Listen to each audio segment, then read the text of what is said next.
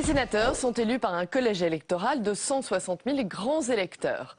Ce collège est composé à 5% par des députés et des sénateurs, des conseillers généraux et régionaux, et à 95% par des maires et des délégués des conseillers municipaux.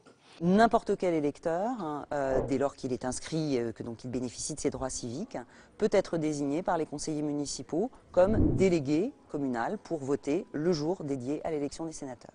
Le nombre de ces délégués municipaux dépend de la taille des communes. Dans les communes de moins de 9 000 habitants, les conseillers municipaux élisent en leur sein des délégués.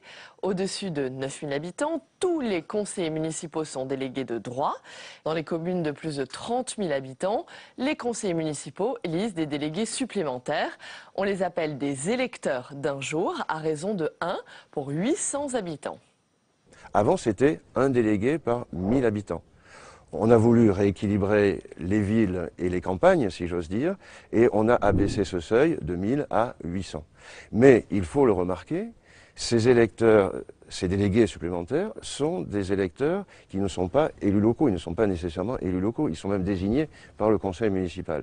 Donc c'est un équilibre subtil entre la représentation de chaque collectivité territoriale. Nous avons 36 000 et quelques communes, chaque commune a droit à un délégué, mais il faut tenir compte aussi de l'élément démographique et assurer une certaine représentation des populations. Le vote est obligatoire pour les grands électeurs sous peine d'une amende de 100 €.